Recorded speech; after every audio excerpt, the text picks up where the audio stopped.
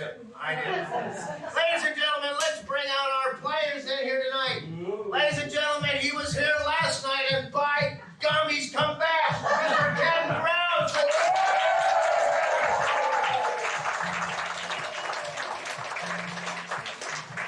She has risen to become the post-mistress of Fort Bragg.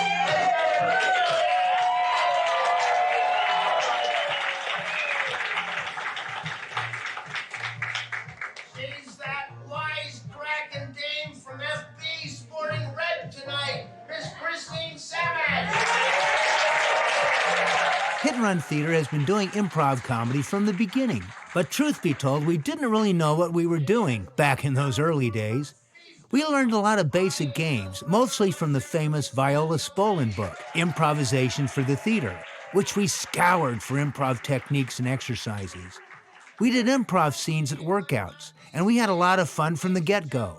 But there are indeed certain basic rules of improvisation, like saying yes, finding specifics and details in scenes, and working to help one's partner, which are frankly kind of hard to intuit. We started looking for help from our early days, back in 1979. And by January 1980, we began attending workshops in San Francisco.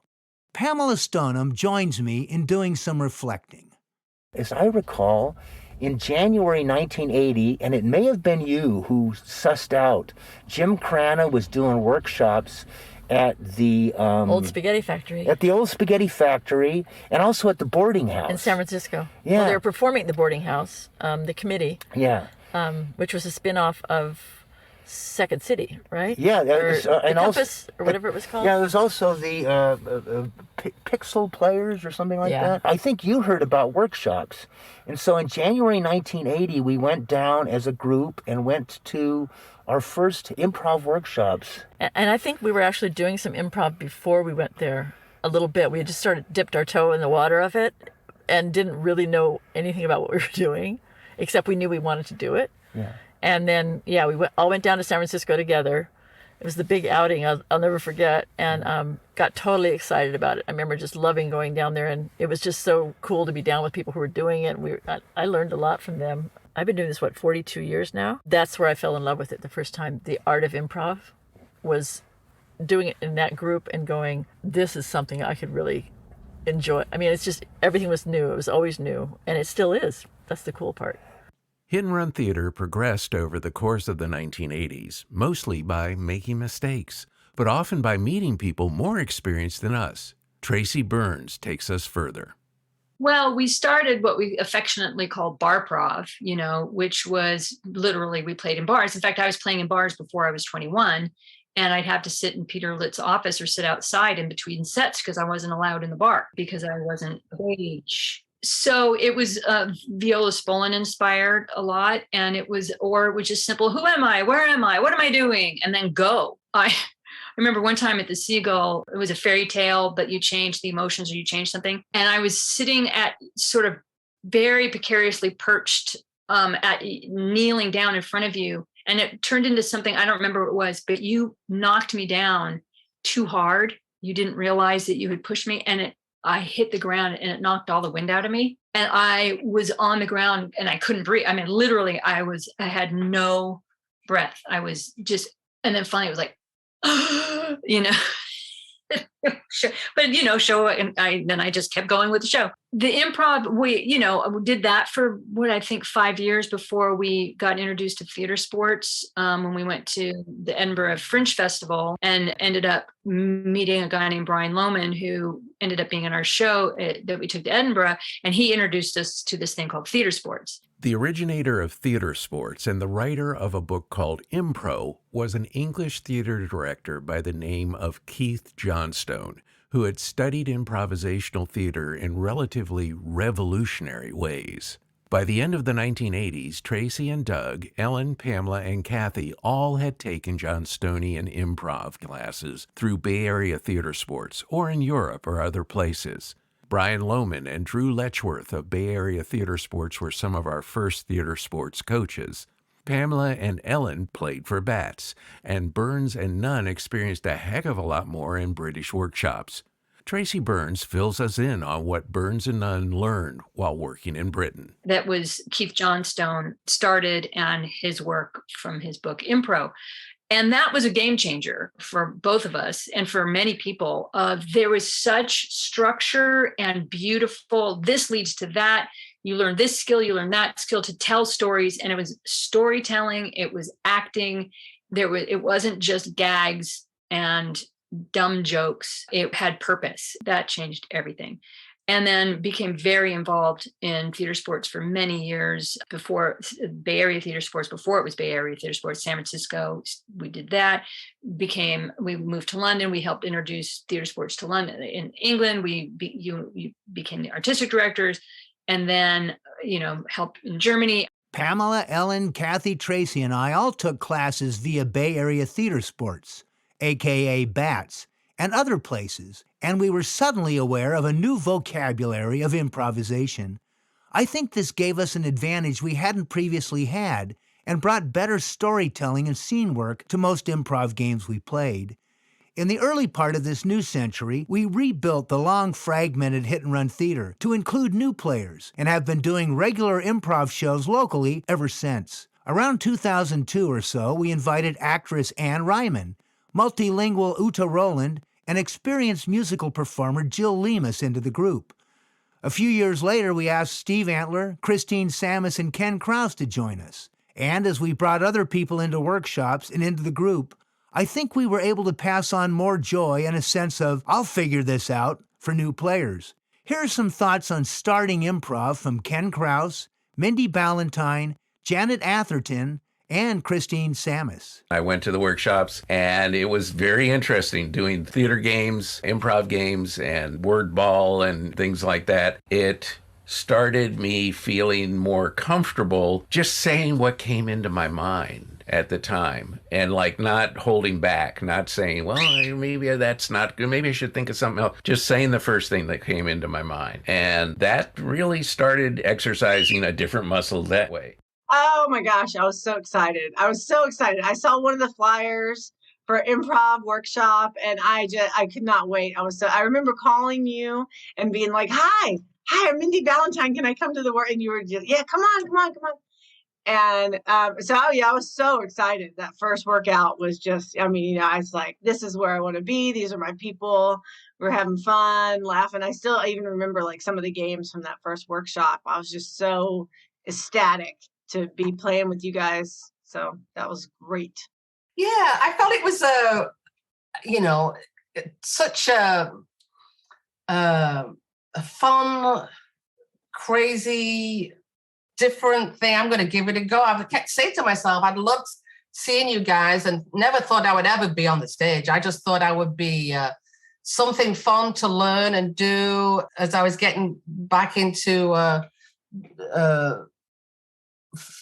finding things for myself to do in life after being a provider and a full-time mother. It was just fun. And it's also, you push yourself, you have to learn things about yourself and learn things about working together. And it's just a great laugh too. So I never thought I wasn't doing it in the hopes of being accepted and moving on to the stage per se.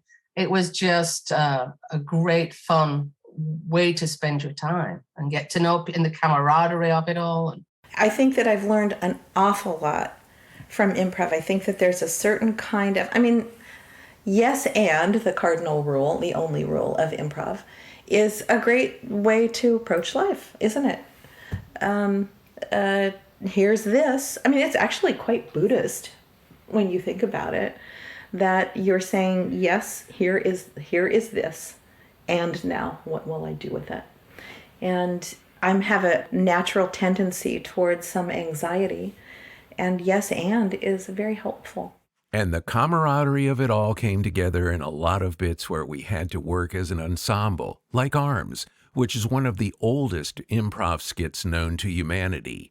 Arms, or Hands, or any variety of names, is recorded in Italian improv lazzi, or tricks, as far back as the 1640s. There are multiple ways to play Arms, but in this hit-and-run version, Steve Weingarten plays an inventor who must guess what he has invented. His arms are not his own, but belong rather to Christine Samus, who uses them to give Steve hints while Doug plays the role of his questioner and facilitator. Tremendous. We're very fortunate here tonight, ladies and gentlemen, because we have one of the great inventors of modern times here, Mr. Scuba Weingarten. I wonder if Scuba? That's me. If you might describe some of your... Sorry, I was adjusting my other scuba. Thank you. I thought for a moment you were representing a different Oh, very topical of you. You're here to talk about some of your recent products, aren't you? What are some of the things you've done recently? Well, of course, as you know, I've been working on the product that illuminates things. The illuminator? The illuminator, for example, you know. Yeah, sure, that sounds good. But that's not what I'm working on the most. The most I'm working on, the things that I'm working on is... There's a lot of them, I see. Yeah, I'm working on a claw machine. You know, I propose to... and then I put gloves, I take my gloves off when I'm working on this machine, and take off the other glove, and I do 3 times more, 3, that would be 9. Oh, there's a lot. There would be quite a few of them, there wouldn't there? There would be, there's a lot of them. I can see there's more than I was back to the scuba thing again, I guess.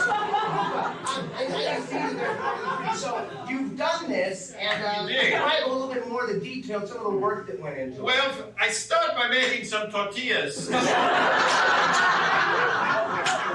Not all mornings, of course, and then I take a little walk down to the place, the bondage place. And I can't get out. So I'm inventing something to get out of the bondage place where I eat tortillas. It grabs me. It holds me, and I want to get out of it. And then I do the hula, and that seems to work. So, the thing is basically something that you hold on to something with. You sort of capture it. I grab onto it, What yeah. is it you're calling that? Well, I had forgotten for the moment, but it's coming back to me now. But the first word sounds like a fist.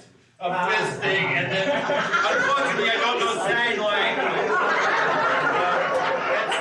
So, you know, like an animal were to walk into it. It would be a trap then. And you know what's absolutely amazing is who you decided to Stupid. Because you have decided to trap a venison not of the land, but of the sea. That's right. I'm making a crab trap, a lobster trap, a fish trap, a crawling things trap, a meat trap. I'm sure that helps fishermen who often have to spend all day standing. Oh, wait a minute. I like to get the trap that traps the sea urchins. Yes. That wasn't it, was it? It traps my thighs. You know, you gotta go to crevices and stuff. You got to go to crevices. It's probably an abalone trap. I know you've experimented with that, but you know, this one has more than just that 1 foot number. Yeah, no, it's more than like a clam foot or something. It's got many feet. 45 though.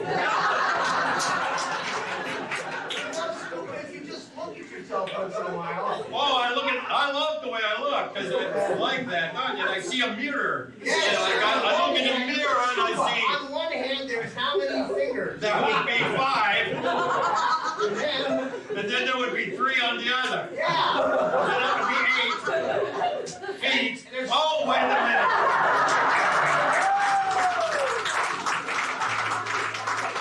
I'm working on a trap that catches octopuses. Because Hit and Run Theater springs from the fairly unpopulated north coast of California, we often have to look for players from a variety of places, and that often meant younger improvisers. Because I also coached the Mendocino High School Improv Club, I had access to a lot of good young players, many of whom were quite willing to get more stage time and learn new games. They also didn't mind playing with older players. Alanya Eisenberg, who started improvising at 14 and is still at it 20 years later across multiple cities, was delighted at the opportunity, and she was instantly fun to play with. And really kind of an honor, to be with the local celebrities, because that's kind of what you all were to me. And then I'm just so grateful that it clicked and that I got to do shows and continue to grow as a performer. And it was really unique because I had an opportunity to play with experienced performers, and it was multi-generational. I was a teenager and you guys were seasoned performers, and there was something really unique and special about that. I felt very lucky to be a part of it. I constantly surprised myself. So things would come out of my mouth that I didn't know where they came from. And I guess you didn't either. So, that's the great thing about improv. It's just, you don't know what's coming. So I don't know. That's very nice to hear, but I didn't know that was a special talent. I think maybe that's just something you recognized in me, and I appreciate that. In addition to Alanya, we brought in high schoolers Jason Castle and the multilingual Leandro Sarice. We also included Dan Sullivan, who was my next-door neighbor and who I had been coaching since he was in the 6th grade. Dan had a uniquely comic book mind and a perhaps exaggerated perspective on joining Hit and Run Theater.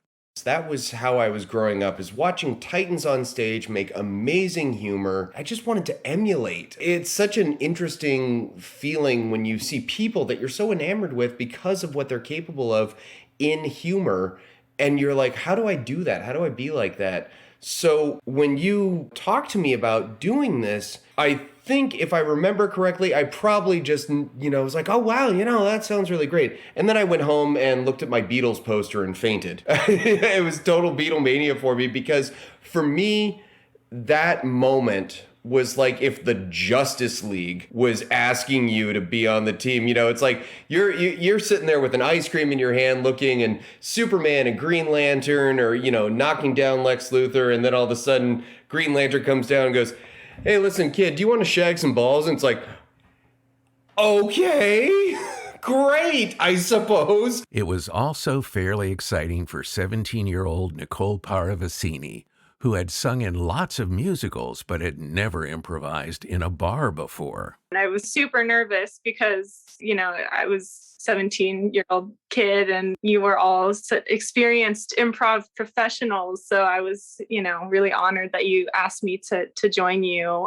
But again, even though I was really nervous, everyone was really welcoming, and just the energy that you all facilitate in the rehearsal space, and everyone is just having such a good time.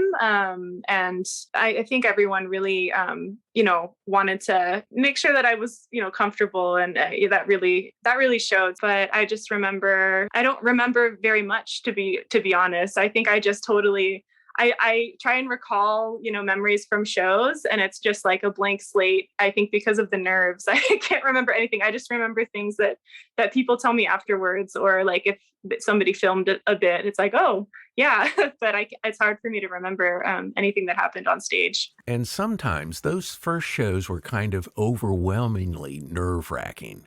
Christine relates her feelings on her first show back in the spring of 2009. And then I thought, okay, I can do this. And then as the day grew nearer, I thought, I can't do this. I absolutely cannot do this. And on the day of, I was absolutely terrified. I woke up in the morning with a stomach ache, and I thought, this is really stupid. I really fucked up. I have to get out of this no matter what. And I thought, well, what can I do? Can I fake an illness? What can I do? And I thought, well, I'm going to get in my car and I'm going to drive really far away, and they won't be able to find me. So I figured I'll go to Bakersfield, because I have a cousin who lives there. And I was born in Bakersfield too. So returned to my roots, and I thought, okay, I'm doing it. I'm getting in the car. I'm going to Bakersfield. I'm getting the hell out of Dodge. I really was terrified. I'm not kidding you. I was really, really nervous. And I kept thinking, well, I've been through really tough things in my life. I'll just live through this, and then I'll tell them I never want to do this again, and this is terrible, terrible. And then I had the first opportunity to be in a bit, and people started laughing. And I got this feeling. It was like there's this really interesting kind of tension or something that happens.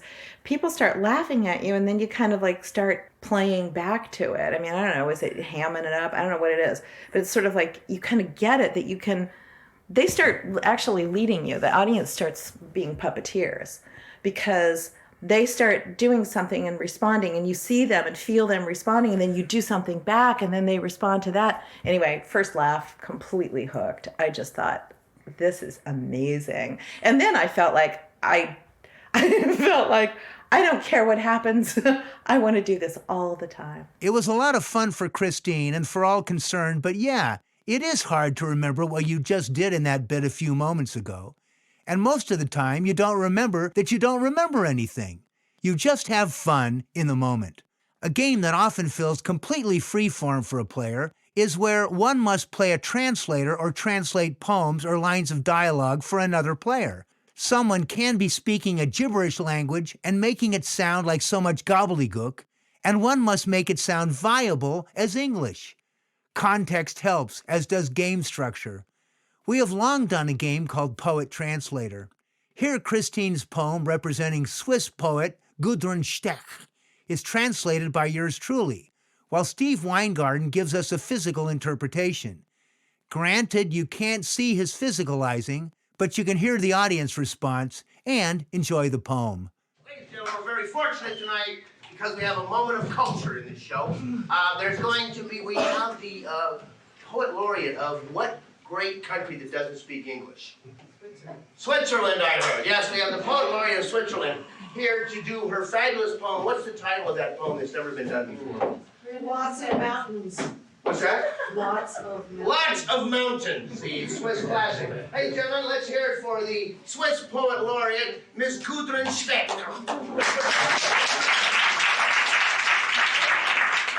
ladies and gentlemen, I will translate Gudrun's poem tonight. Myself, Dr. Paul E. Klatt. I'm happy to do it. But we happen to have here tonight a man who will translate physically for the mentally challenged, Mr. Ergot Weingart.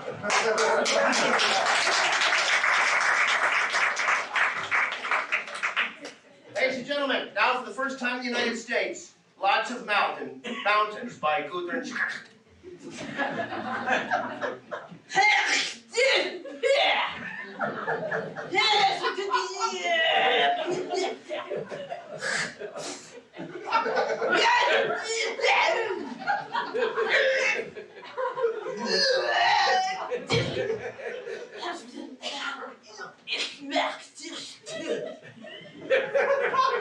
I've never had a problem with heights. I like to climb things. In fact, there was one point in my life where I would climb to the top briskly. I would work really hard at it and step over large objects. And I would reach the top, breathe in the fresh air, and stroke my groin.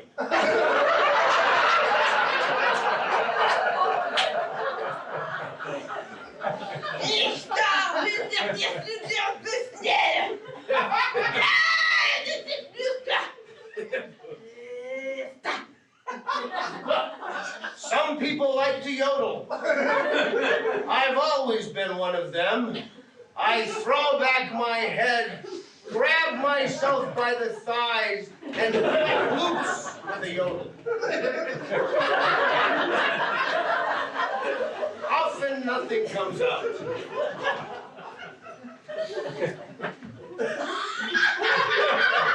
Man, it's easy to put your daddy.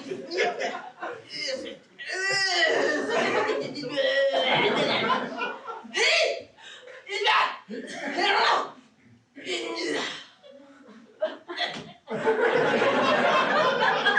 first time I climbed the Matterhorn, I did it on the back of a turtle. It was an extraordinary ride. I bumbled and rolled and gesticulated, and the turtle wore me out.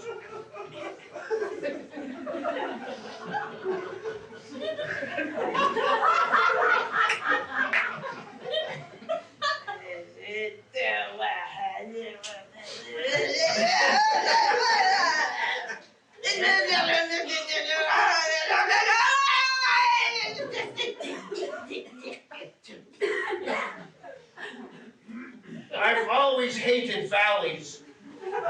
Valleys are for little people, the small-minded, the people who never mature in their gonads. Valleys suck.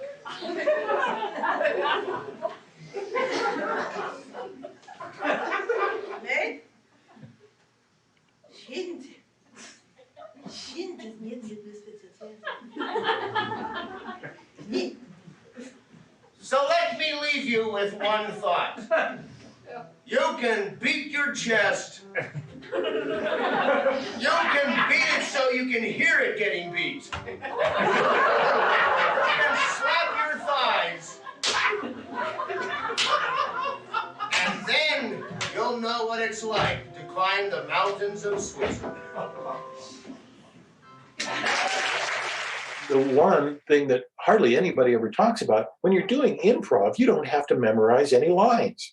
You know, there's a reason to do improv right there. It's probably good to know, things about theater, thespianism, what's downstage, what's upstage. It's good to have a sense of theater presence. And I've enjoyed that. I've enjoyed that very much. You get to create characters. There have been a number of times when I've jumped into a swimming pool thinking I'll make a big splash, and then you notice there's no water in the swimming pool.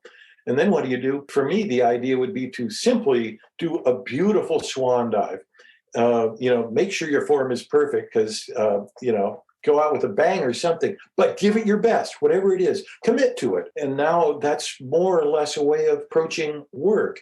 Also, if you leave room for something to happen, you might start with an idea, but you got to trust that maybe something better is going to happen within the bit. You might be doing it on your own. You might be doing it with 3 other people. You have to instill whatever it is you're doing with a certain amount of trust. And oftentimes that trust is rewarded with the better idea down the road. Or you come to the end of the day and you haven't figured out this problem and you sleep on it. And the next morning you wake up and you say, I have it. Well, for some reason, your brain clicks in at a certain time. Winey's take is a perceptive one, and he always seemed to be having a good time on stage, whether improvising or just doing skits. He has been with the group since 1982 and partook of our rebuilding era and when we were invited to be regulars at the Hill House by Patty DiMatteo and Mendocino Stories in 2008. We did weekend shows in every season of the year for the next 8 years. Okay,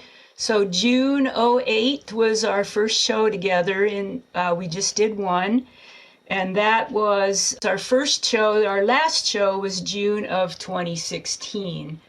And that was due to a change in ownership. We had 44 shows altogether and over 4,000 attendees, plus I don't know if I counted all the volunteers that also took part, but it was quite quite impressive. Some Saturday nights, wow, I'm looking and it says 143 one Saturday night, over 100 in most of the Saturday nights. Patty did indeed give us a consistent venue and saw a lot of different skits and games over the next many years.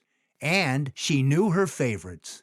Well, I liked the car genre where the drivers would change and everybody would shift around the car. So the new driver would then be in charge of what the genre was, and everybody, the passenger and the 2 people in the back seat, had to then change their conversation to that genre. That was really fun.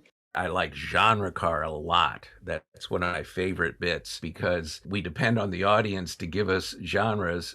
And a lot of times our audience is not real familiar with genres. So they come up with things that are just off the wall. I remember one time I was in genre car and the genre I was given was tractors. And I was like, Okay, that's an interesting genre. The way that I dealt with it was to introduce it as, thank you for buying a new John Deere tractor. This is your video to tell you about your new purchase. And I did it that way as a way of making it work.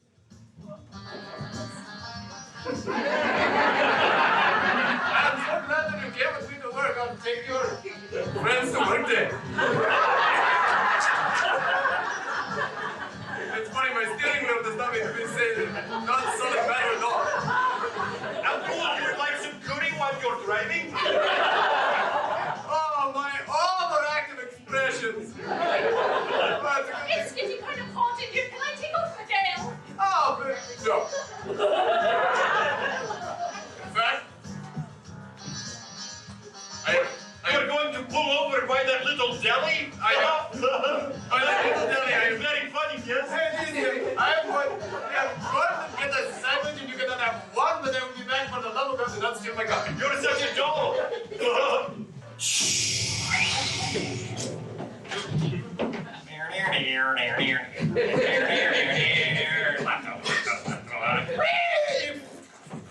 Wow, look it over there. I do think that them there cows is a coming after us. Glenn, I'm always happy to have you ride along shotgun because you can identify a cow from 50 yards. I just wish you had a shotgun, though.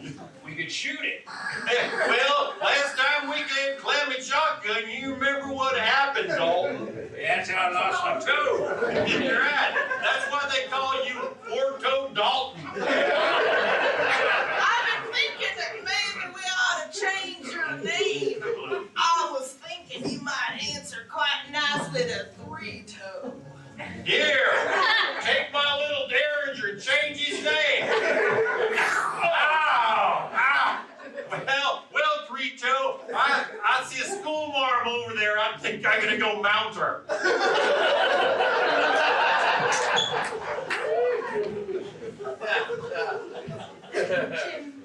Martha.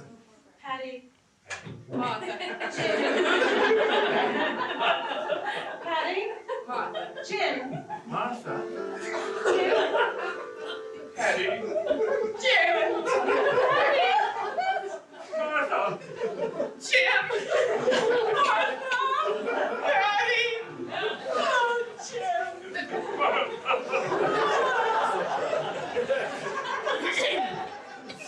Patty. Martha. Martha. Jim. Jim. Martha. Jim. But.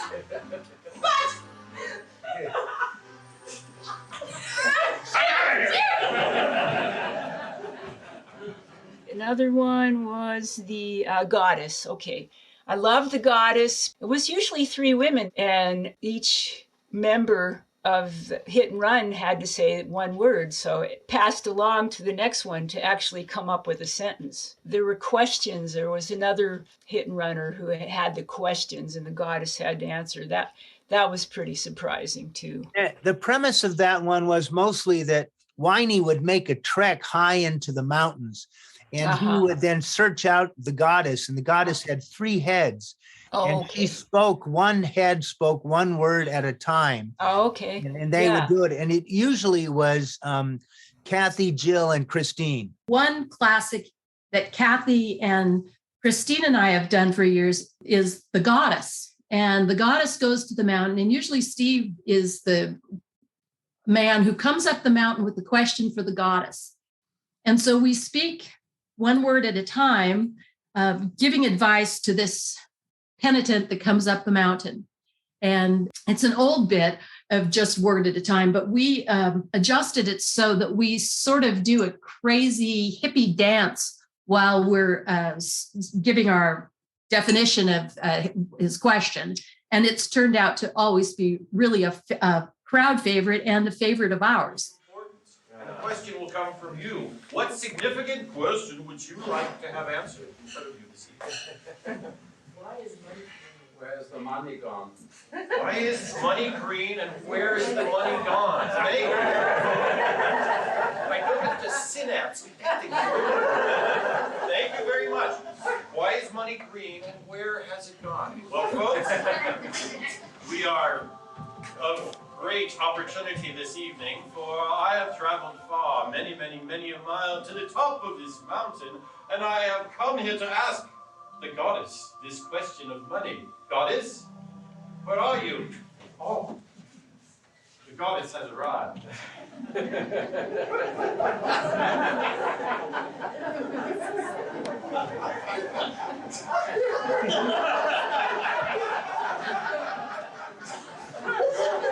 Looking very together, goddess.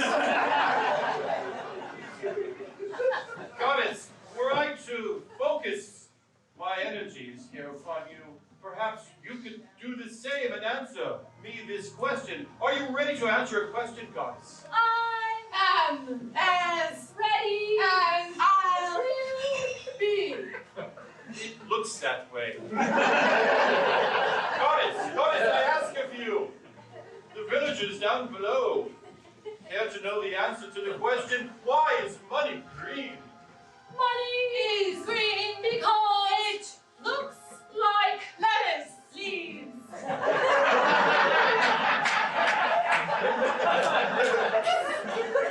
So money has an organic origin, you're telling me. Is that true?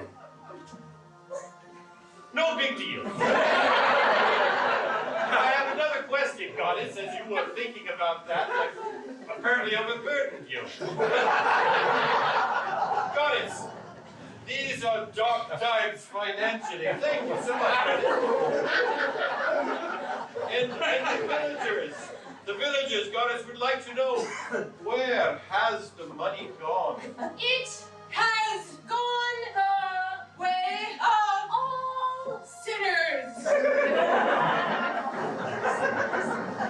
Are you talking about corporate banks then? Of course, I am talking about corporate.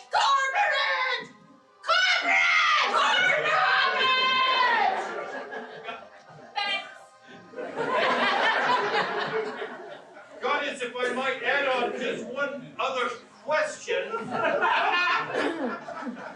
Goddess, I hate to interrupt, Goddess. Goddess, what would you do, Goddess, to get the money back? I would take back everything from the corporations and give them some sweets. And of course, I would give them a pile of sexual innuendo.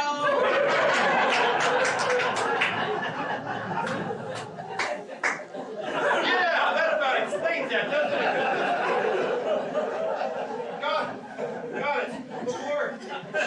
Before I go back down to the villagers, goddess, is there any other piece of advice you would like to give to the villagers that I might take back with me, other than what you've tried to explain already? Find your children and give them money.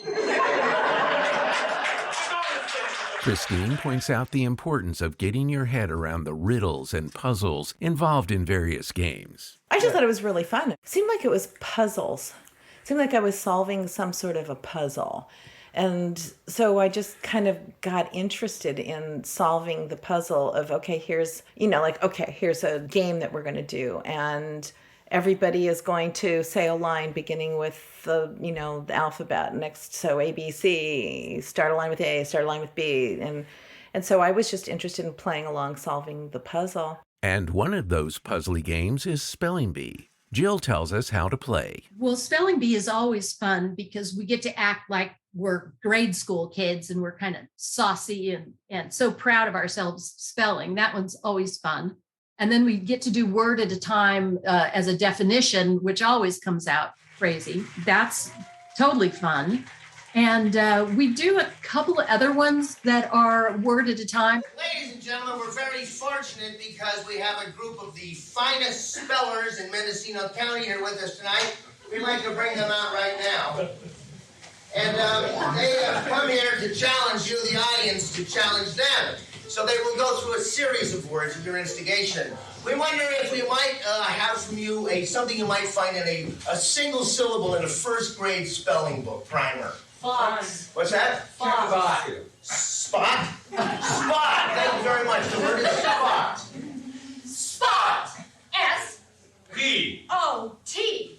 Spot. Good, good. I wonder if you might use it in perhaps a Dick and Jane primer type book. Spot. One Day. spot ran. Spot. Very good. And I know you perhaps now we've gotten up to fourth grade. You're in a regular spelling book. What's a word you might find in a fourth grade type spelling book?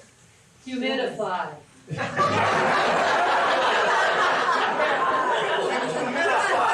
Sorry, the gate program stuck. Humidify. Humidify. H-U-M-I-D-I-F-Y. Humidify. I wonder if you might give us a quick paragraph from a fourth grade science book that might use the word humidify. Humidify. When The weather gets cold. and foggy, Then you humidify your room.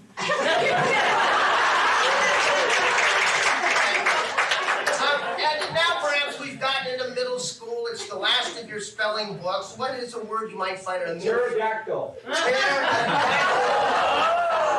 Pterodactyl. P E R A Y.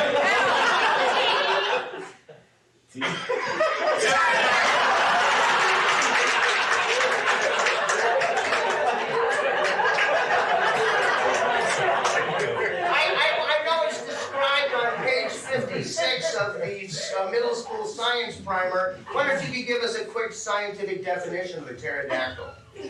Pterodactyl Velociraptors lived in the Pleistocene era along with pterodactyls.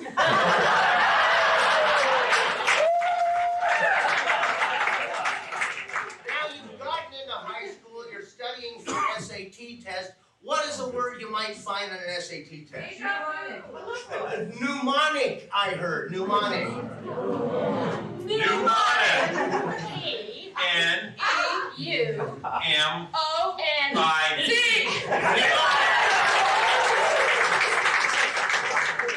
I wonder if you might give us the Oxford Dictionary definition of the word mnemonic. Mnemonic. Standard Procedure. for everything.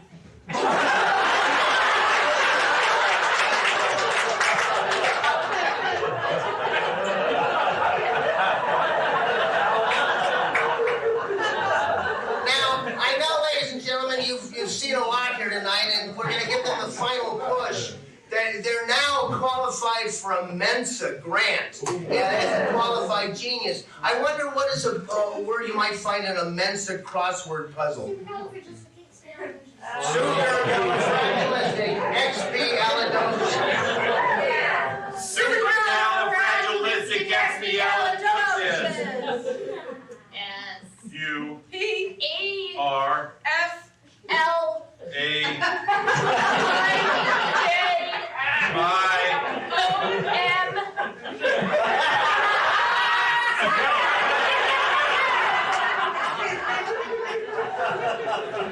I wonder if you could quote us back that wonderful line from Mary Poppins where she uses the word supercalifragilisticexpialidocious. Supercalifragilisticexpialidocious. Even Though I sound rather heavy, it will make you so happy atrocious. Thank you very much, ladies and gentlemen. Another game that Jill and the women of Hit and Run have always enjoyed is called Handbag. Like most improv games, it comes from a standard comic ruse, where a comedian would borrow a woman's purse and start going through it in front of an audience. I've seen it done on numerous stages. Our version requires 2 or 3 players to grab purses from willing audience members and see where they can go. Jill explains further. Handbag, you ask the audience if they are willing to hand over their purse to help in a scene. And so they think you're just going to wear it like you're going shopping or something, but whoever gets a bag, and sometimes we have 2, sometimes we have 3 bags on stage, to the horror and the delight of the audience, we start going through their purses. We go through the bag, put on their sunglasses. I'll never forget the time Christine pulled out a cigarette of somebody's bag and pretended to smoke it and passed them around. And I thought, oh, what if that girl is hiding the fact that she's a smoker? We're really going to get in trouble. So yeah, that one's fun. And one time I grabbed my sister's bag and I gave it to Kathy, and there were like 6 sets of keys in there because my sister's city clerk and she runs another foundation, and her house keys, and she had her daughter's car keys. And Kathy pulls out 5 or 6 key rings full of keys, and she goes, I don't know which car we should take tonight. And it was just a wonderful, wonderful moment. And there's endless possibilities because you never know what you're going to find in somebody's bag. As Winey pointed out earlier, his brain clicked in at a certain time, and he was able to physicalize the words that went with Christine's garbled Swiss German in the Poet Translator. That brain clicking in also happens for Ken Krause in a way that he calls finding the button. I, over time, have trained as a voiceover artist. And one of the things in voiceover, there's not as much improv, of course, because normally you're working with scripts. But at the end of a script where the ending comes and you say the thing that kind of closes it up, it's called the button. And that, to me, is in improv, finding a button at the end is a lot of fun. If I can find that. And sometimes I think I've found a button and we keep going. But a lot of times it's fun just to have the thing that kind of puts the quotation mark at the end of the phrase. So one of Doug's favorite improvised scenes is point of view monologue, where 2 players do complementary monologues in which they both give their perspective on some major event. Let's say a wedding or a divorce or even a riot. Players trade back and forth in telling a story. Doug's had good success with all his teammates on this, especially Christine, Kathy, and Dan Sullivan, with whom Doug thoroughly enjoys going odd places together. One of the things that I've found so enjoyable about doing tag team monologue with you, especially, has been moments of creating either conflict, consequence, or story. Just general story. I don't remember the particulars of it because, like I said, I come off of stage and I'm like, what just happened? But I do remember we started a tag team monologue where you came out very cantankerous. And which, I mean, I know I could safely say we've done that a million times before, but you came out alarmingly cantankerous. And so I just piggybacked off of everything you did in that sense where I didn't feel like I was copying you. I felt like you were elevating every bit of the scene. And so it was just so much fun to kind of blow that up. Sometimes Ken's notion of finding the button is a very lucky thing in that the audience suggestion we get doesn't always help. Sometimes it can be downright counterproductive. Listen to Ken deal with a tough suggestion in a very positive way, here in a song he sings with Joshua called The Prison Song.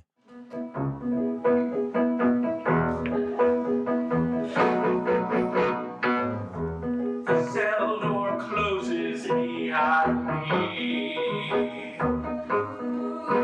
There's nothing but other fellas as far as I can see.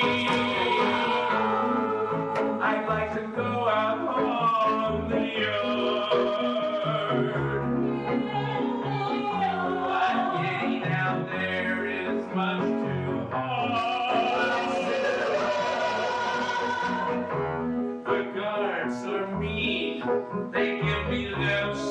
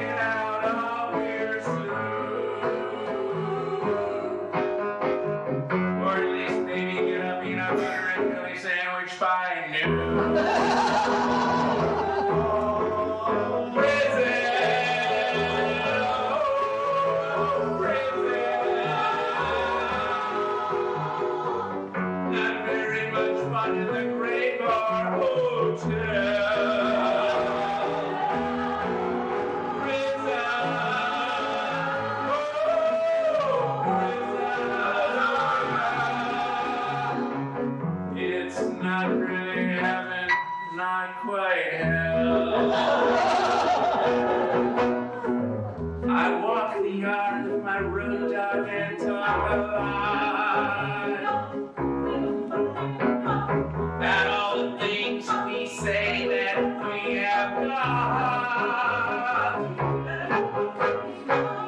This might come as a very big surprise. Everything that we say is a pack of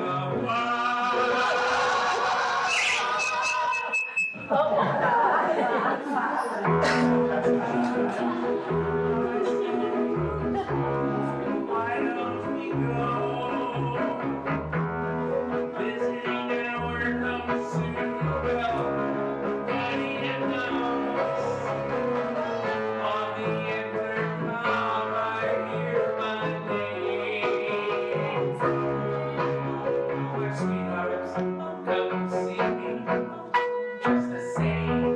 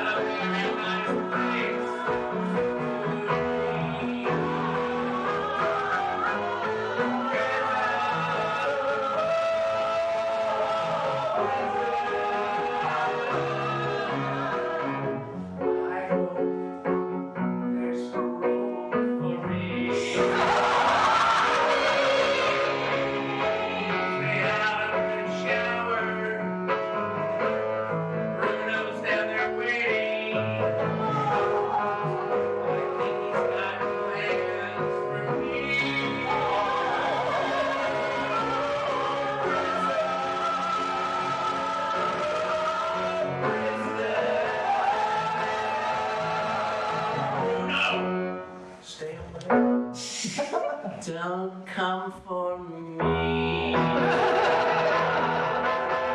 Now that's what we call dealing with a tough suggestion. Song or musical improv can be fairly challenging, but also loads of fun. In the early days of Hit and Run, we often found it baffling. We did some musical improv, but mostly left the performances to our band, The Orc, with Laura Jean Cardinal doing most of the improvised singing.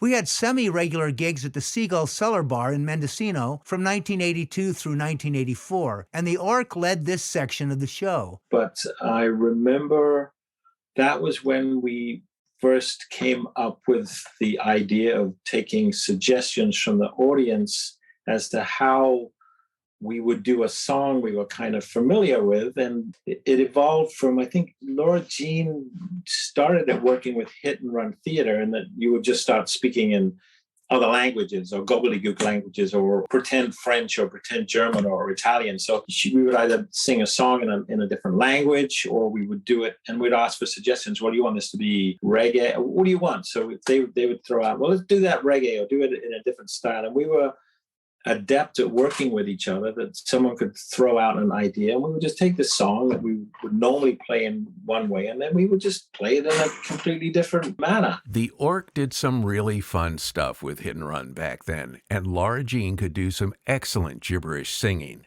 When Hit and Run did shows on their own, Margie Crowningshield often accompanied them at Crown Hall or the Casper Community Center.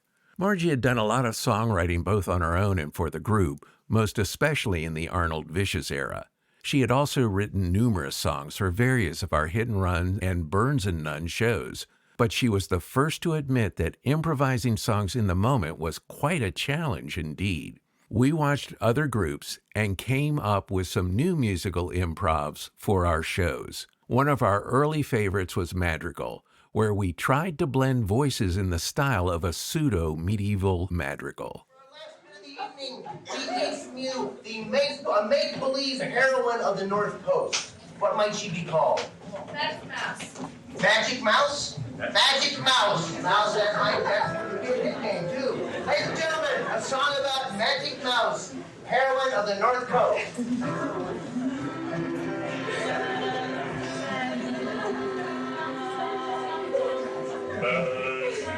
Magic Mouse. Magic. Magic Mouse, magic, magic mouse, magic, magic mouse. There was a magic mouse. There was a magic mouse. It could roll out from under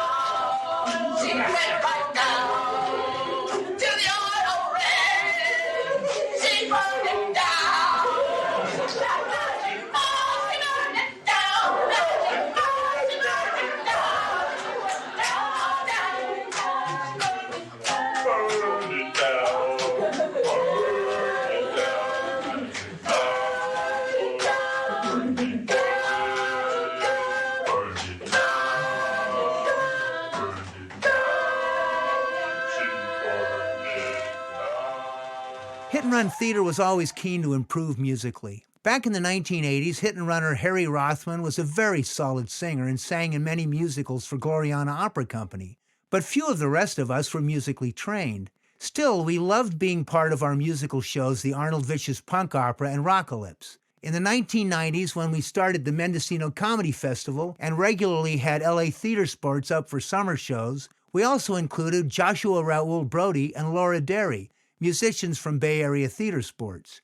In addition, we brought up keyboardist Alan Simpson from LA a few times for shows. By the early 2000s, Joshua and Laura were regular visitors and added immensely to our shows. And Joshua began workshopping with us on a regular basis. Joshua Brody, who is a musician who accompanies us, and we are so lucky to have him. He's a brilliant musician in his own right. And then he is just sensitive, and he is as solid as a rock. When he starts playing something, and one of us is going to sing with that accompaniment, we know we're going to be fine, because he'll just make what he's playing really clear, and it's just really easy to hear him and to sing. And he's been an absolutely reliable and generous musician for all of us. I have lost track of how many years, just year after year after year. Well, at first, that was one thing that I was really, I really had to concentrate on being able to just sing and not plan, because all the singing I'd ever done before was all rehearsed for Gloriana, of course. But with the help of Laura, and we used to have Margie Crowning-Shield, and especially with Joshua, who has given us all a lot of confidence and a lot of tips on how to present a song, that I think our group in the last 10 years has really, really improved and become pretty good at improvised songs. And it's very, very fun. The musical stuff is a whole different experience for me. It almost feels to me like it's a different animal than the regular improv, because I feel it's so special. I mean, the workshops with Joshua, when we did with our, little group that was mostly together, I don't know, 6-8 years ago, with that little crew of people, I felt like whenever we did the first Joshua workshop, it felt like some kind of therapy thing to me. It felt like we got a chance for everybody to do something where they were allowed to shine. We all got to witness you feel really vulnerable when you're doing the musical stuff sometimes. And it seems like there's a little more seriousness, or there can be. Well, it's a very, very special skill. Learning to listen, see what people are doing, hear what people are doing, figure out how to do harmonies, figure out how to do contrapuntal things. I mean, it's creating music in the moment it's jazz, right? It's pretty cool. So it's got that kind of quality. And I've got a great big loud voice. I was told one time that I have not so much skill as abandon or something along those lines. And so I get to use that there, because I don't really worry about, is my voice good or not? I just want it to be heard, and I want to be able to participate. Here's one example of a point of view song with Laura Derry accompanying Christine, Winey, and Ken as they offer 3 different musical perspectives on A Day at the Beach.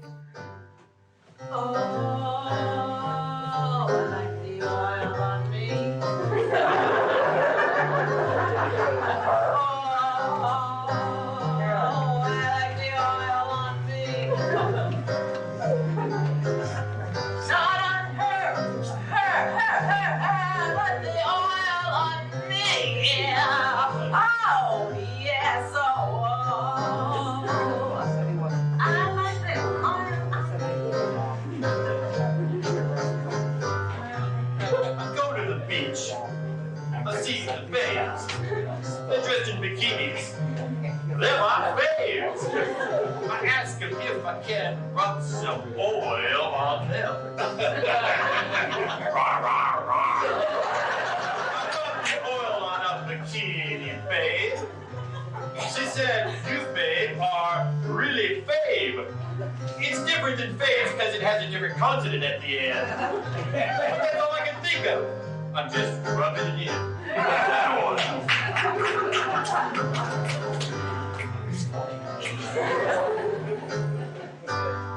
Bikini. It's so teeny. It's almost better than nothing on. The oil's okay, but the bikini is gone. Yeah, bikini. Oh my, I like it so much that bikini is getting me very excited. Bikini, the bikinis, baby, they're my faves. I see that oil and I'm gonna be on that polka dot really come. I see the stage see the brothers and all the guys that see you.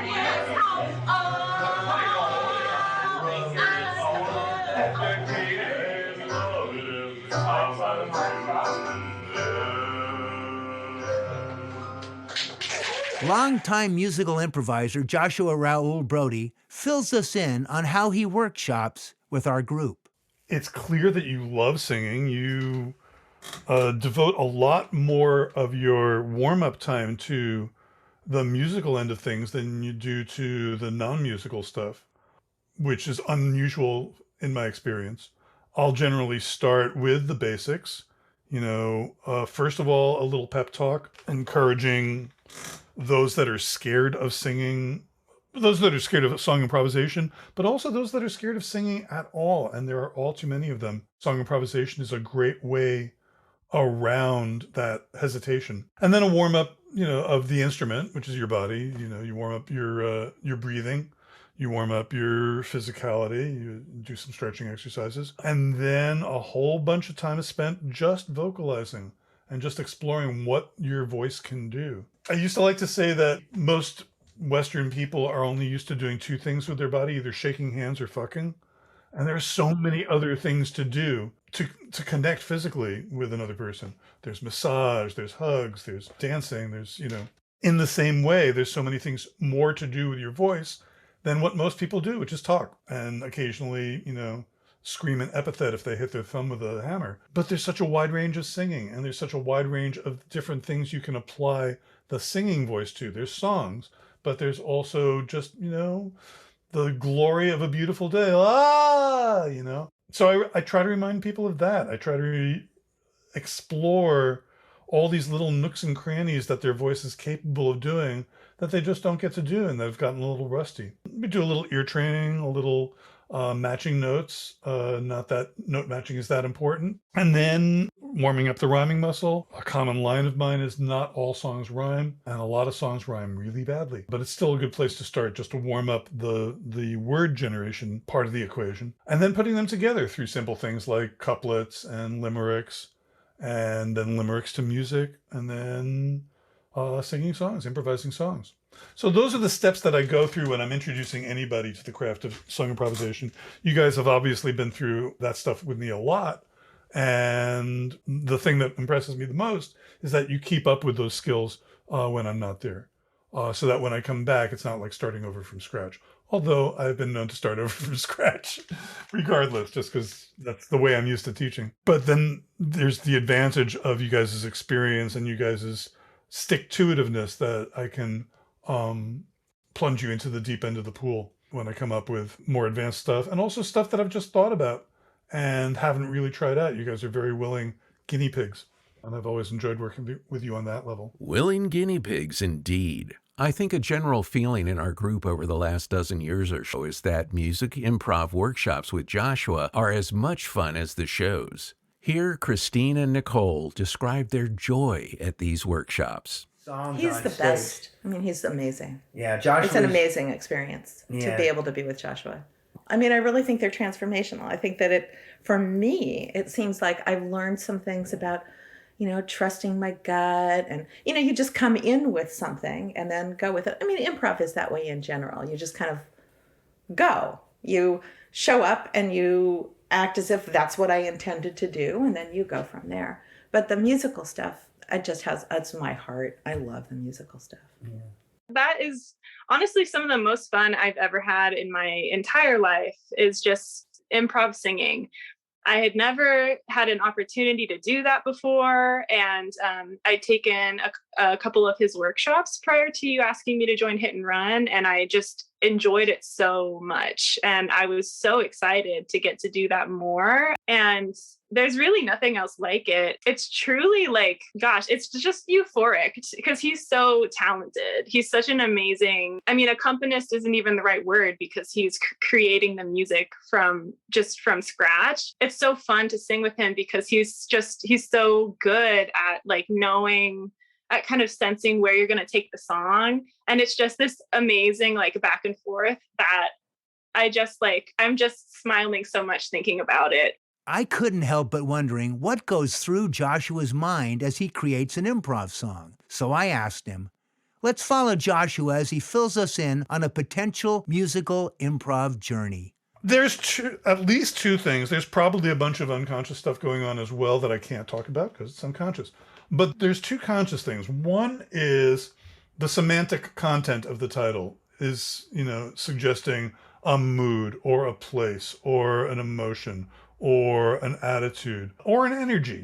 If I hear something like the bank robbery, that's going to suggest a darker tone, but also an urgency for the excitement of the bank robbery, of the scene. If I hear something like, I feel so comfortable in your arms, well, that's a romantic ballad, and it's kind of lazy and it's kind of laid back. So I'm going to play something slower. It's probably going to be in a major key. And then the other thing is the rhythm of the words of the title.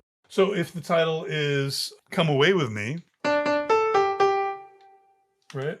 So in the intro, I might play a rhythmic phrase, a melodic phrase that has the rhythm of the words, Come Away With Me.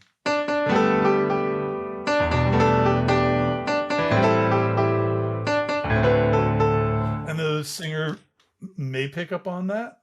They may hear it and go, I hear something else, or they may not even be aware that I'm doing it at all. And I may keep providing it, even if they're singing different words. I met you on a starry night. And then, even though the words aren't exactly going with the melody that I'm playing, I'm still providing it as part of the accompaniment, and they may or may not come around to it when it gets to the chorus. So those are the two things. One is the mood that the word suggests, and the other is the rhythm that the word suggests. And this is how one improvised Joshua song worked, Nasty Woman Blues, with Nicole Paravicini and me, Kathy, and Jill on backups.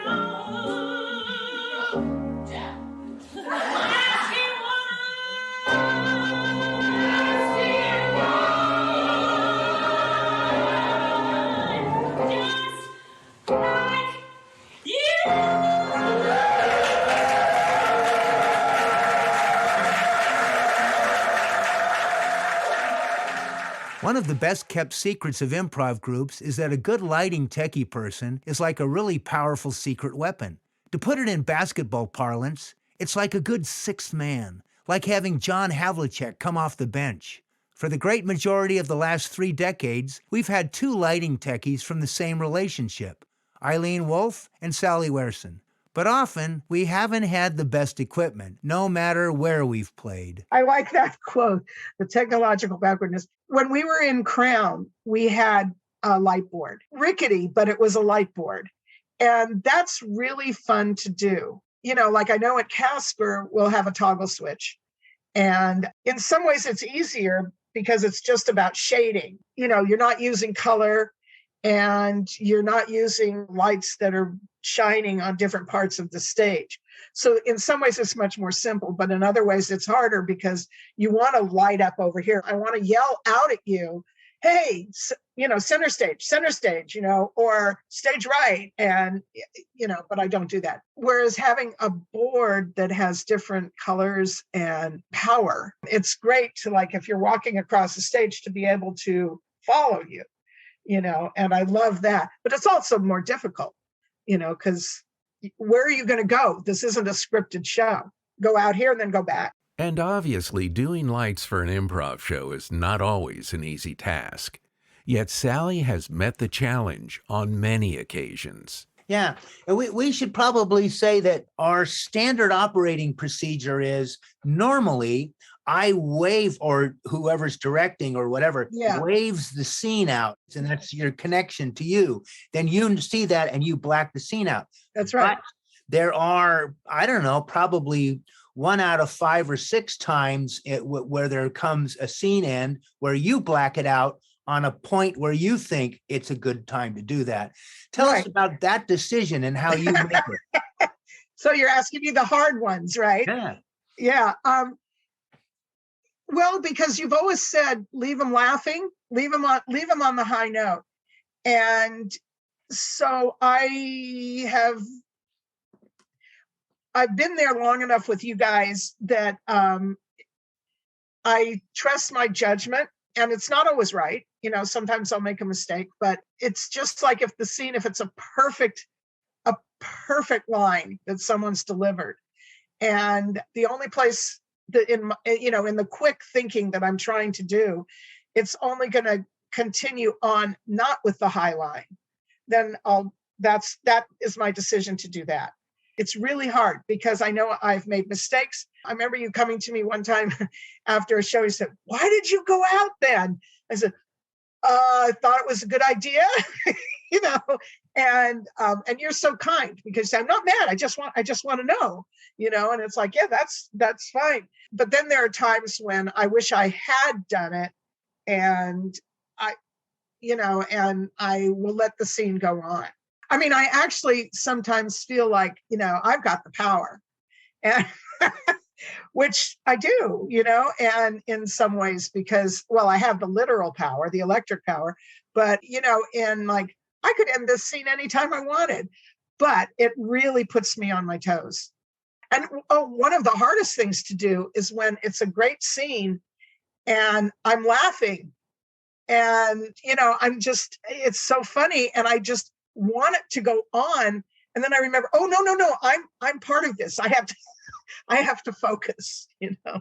If good lights are key and music is a high point in the hit and run theater improv experience, a lot of the reception we have gotten has been dependent on our audiences. And in Mendocino, we have been lucky to have some good ones. Over the years, we have had a lot of guests come up to play with us, and they seem to have universally appreciated the experience. Guests from Los Angeles theater sports to British comedians to filmmakers at the Mendocino Film Festival have all talked about the positive experiences they've had working in front of Mendocino audiences. Oh, well, Mendo audiences are wonderful. They're just so warm and so easily pleased. That's true of many events that happen here. You know, I've been to some of the film festival events, and the presenters and the filmmakers love us. They love the Mendocino audience because we're warm, we're forgiving, and we really appreciate it. The audience, by the way, in Mendocino, playing any gig in Mendocino over an extended span of time, we had the best audiences. They wanted us to do well. They didn't show up to be critical of what we weren't doing. They showed up to appreciate what we were doing. So in terms of having an audience in, we'll call it a backwoods hamlet or something like that, we did so well. We were so fortunate. They fluffed our pillows, man. It was just, it was really wonderful. And people would come from out of town to play Mendocino because they appreciated the audiences so much and the audiences appreciated them. We were super fortunate for decades to be able to play in such a warm and giving community who appreciated what we were putting out towards them. Back in the early days, perhaps it seemed like these groups of transplanted hippies were in need of a few laughs, and they sure showed up to have a good time. Pamela Stoneham remembers those first shows at Crown Hall and at the Casper Inn. And the whole town and community was part of that memory as well. For me, I was thinking about what we did on stage, and there was a lot. We did a lot for a lot of years, but also the people who came to see it. I mean, it was such an amazing feeling to have so much support. And people come up to you afterwards and say, thank you, I needed to laugh. God, I needed that. Thank you, you know. And to be able to go in front of an audience on a Friday night and know that there was going to be people who were just going to be laughing together and having a great time, that was just incredibly, it's a whole circle. It's not just what was on stage, but it was also what was going out from the other side. For me, myself, people say, well, doesn't that terrify you to be up there? I said, are you kidding? That's where I feel safe, because up there I can do anything. I can be anyone. I could endow myself with being brilliant, you know, not so good on the real world, you know. So to me, it was like, it was a playground that was really, it was home, you know. And as Ellen reminds us, we were all each other's best audience. You know, so we were kind of doing a public service at the same time. So it was this symbiosis that was happening between the audience / community and us who just wanted to hang out together, you know. And I think there was a certain degree that it was clear that we had so much fun with each other. You know, I mean, we would crack each other up. We were literally our own best audience. So I'm convinced sometimes people just came to see us laugh at each other.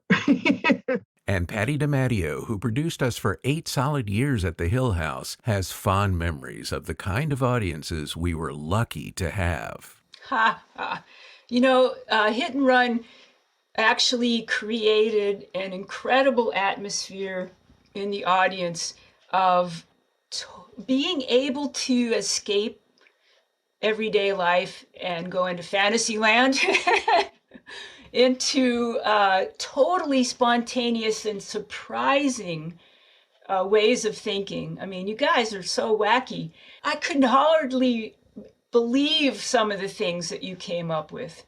So I always like to say goodbye to people on their way out, and there was only one main exit, so I got to see probably 90%, 95% of the audience, and everyone was enlightened, or shall I say, risen a higher level of consciousness, because they were able to, oh gosh, I don't know how to say this. They were able to be more open and delighted and joyful, and take it with them, you know, because as they left the room, they had huge smiles. They were happy. And so as far as audiences, this was my most successful events because of that. The other thing about the audience, which was really lovely for Mendocino, was the cross-section of the people in the audience. You know, people who would come to specific shows like music shows and then not to the dances and things like that. But this kind of a show with Hit and Run brought all of those people together, and that was pretty touching. You know, I don't have any stats of how many events I actually put on, but let's see, 50 in a year, and it was almost 10 years. So in the beginning, I didn't do that many, but then I got kind of hooked on it. And I have to say that these were the most fun, satisfying, and successful shows that I produced. I loved all the members of Hit and Run. I do love them all still. And I really enjoyed seeing all of them. I felt the love. I really did feel real deep love from every member. So in that way, very fed me, really fed me. In addition, there was always a sense of wonderful camaraderie, or that high that one gets being with a group or a troupe or a gang of folks. We have been through different configurations and constellations since we first called ourselves Hit and Run Theater back in 1979, but we've always had fun as a group. With team spirit at its core, for me, being in Hit and Run Theater was a lot like being on a fun sports team. It was kind of like co-ed sports. Christine got the vibe early on. Then, I think that one of the things that really got me was the sense of camaraderie. That's what I really liked. Because after I started working out with you guys, I felt like everybody was really interested in supporting each other. And that just felt incredibly sweet. It was just loving, actually. And so did lighting meister Sally Werson. Just that I love being with you guys. And when I'm with you guys, I feel, again, like I said, part of the team. I am part of the team. And that's really great. I don't think so. I know Eileen felt the same way. She loved doing it. It's a great gig. It's just a really great gig. It's my favorite, doing lights anywhere. And, I know what I'd say, but this is a plug. It'd be great to have a real light board, but then that's beyond our control. Harry Rothman still sees his time with Hit and Run as one of the great times of friendship and spirit in his life. But the bond that we forged was, I don't know how it happened. I don't have friends like you guys anywhere else. All of that work together and so much intensity and power going into a common project was, I've never, like I said, I've not really ever had that experience again completely. On a practical note, in terms of what I got out of doing improv with Hit and Run Theater, I'm suing it. I did it for 14 years of my previous job. I'm doing it now at my new job. And that's improv. Go roll with the flow. Don't say no. Say yes and keep it going the best I can. And I've been doing that forever. How do you all sign off on it so that you all have that sense of real ownership and, that you feel that it's legitimately part of you and you're part of it, that your voice is represented and what you want to say is represented, however you do it, whether it's broad comedy or serious, monologue or however, and then and learning how to work together is really important. And there's a lot of process involved. Even with Hit and Run, I have memories of us sitting around having these really heavy conversations about, what was going to happen next, different turning points and stuff like that, or when somebody was going to leave for a spell or, for whatever circumstances, life didn't want to do it for a while, we lost people, when early on we lost Jim Noyes to cancer. And that was, so there was a lot of real stuff happening all around us, but we carried on. And I think a lot of that has to do with that, commitment and to collaboration and being, believing in what you're doing. And I also think that, improv, I say this all the time to people. So improv is one of the best skills you can learn to live in life, because, what life is always throwing stuff at you, and if you can really, instead of going, no, it's interesting to see how many people out there just say no is their first response. And now, of course, if you're in Harvard Business School, they teach improv. I don't know if you knew that. That's part of the requirement now, because everybody's realizing, oh, yes, and. So suddenly, yes, and has become part of the national vernacular. Ellen represents it well in a Dice Story she was directing. Dice Story is a shared narrative with the director. The director sits in front and points to each of the players, who then take over the story until she switches to the next player. All right, ladies and gentlemen, let's take it a little further. Oh, Herman Cain got the 999 running through his brain. He eats his pie real fast, you know he never is a good guy to a lassie. He likes to grab those women too. He takes one and then he takes two. That's what he does. He supports him with a pie of pizza, pineapple pizza. An American pie dream. He gives him pensions, but they don't work. Oh, Herman, what have you done? We don't know what you will become. Herman, you know you're just an ass. Why don't you just go sit in the grass with me?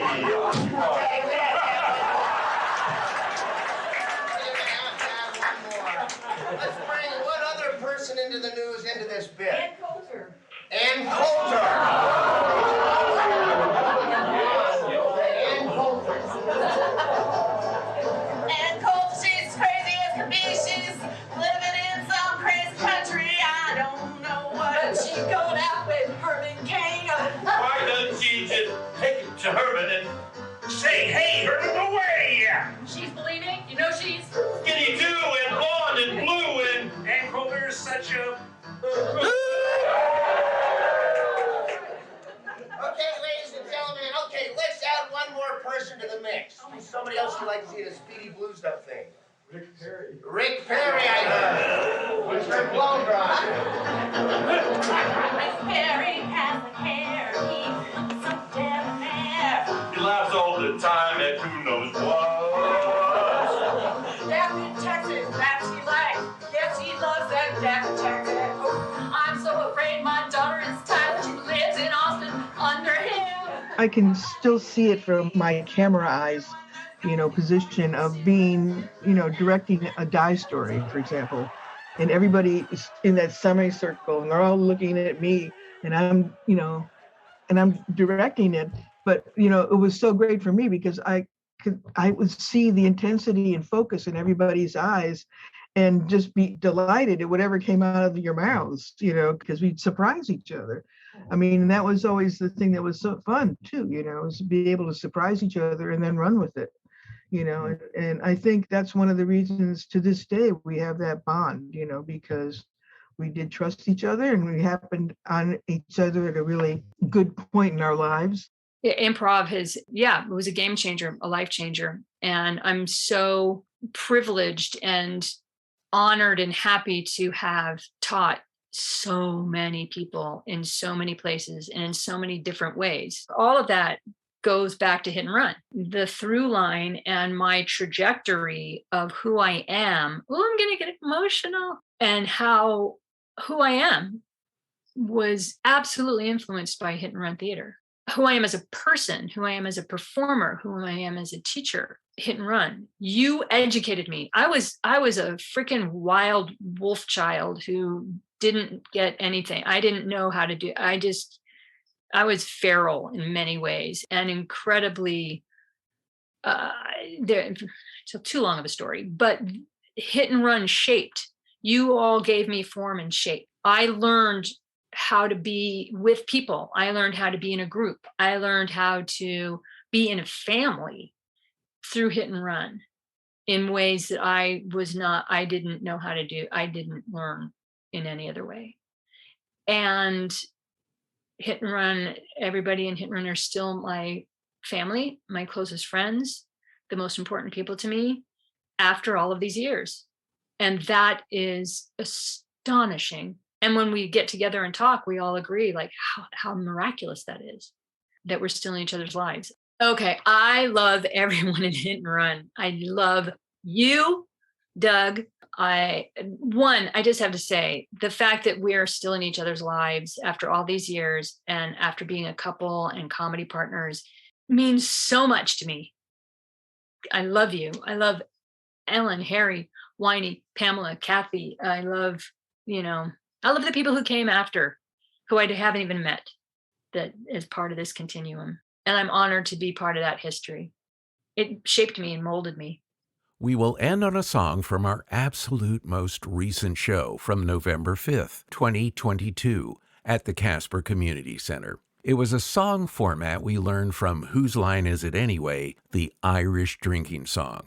This one features the voices of Doug Nunn, Jill Lemos, Mindy Ballantyne, and Ken Krause, that's me, and the keyboard accompaniment of Mr. Joshua Raoul Brody. It's improvised comedy by Hit and Run Theater. Well,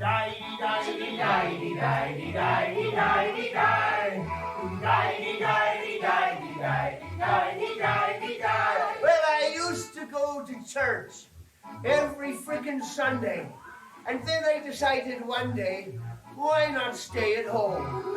So I stayed at home and laid on my ass and drank a bunch and had a great smash. That's when I decided Sunday was better not in church. Oh, I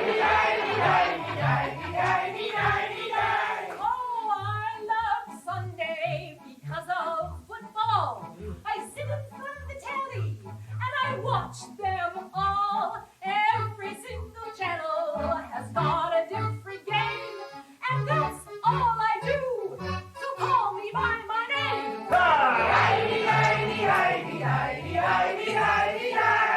I love a good Sunday when I've got a big hangover. After I've gone to the bar and I've drank until I'm sunder. I like to sleep all day until the sun comes up, because then I'll drink again, and every day that's what's up. When I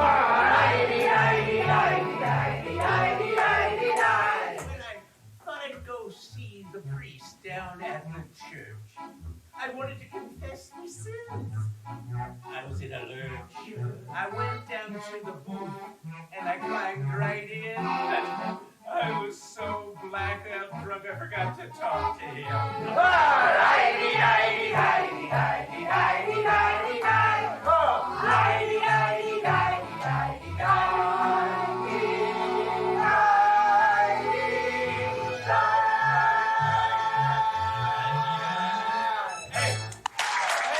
Part 2 of A History of Hit and Run Theater includes reflections from Ellen Callis, Kathy O'Grady, Pamela Stoneham, Jill Lemus, Harry Rothman, Steve Weingarten, Richard Feenbach, Tracy Burns, Christine Samus, Ken Krause, Mindy Ballantyne, Janet Atherton, Alanya Eisenberg, Dan Sullivan, Nicole Paravicini, Patty DiMatteo, Joshua Raoul Brody, Sally Weirson, and myself, Doug Nunn.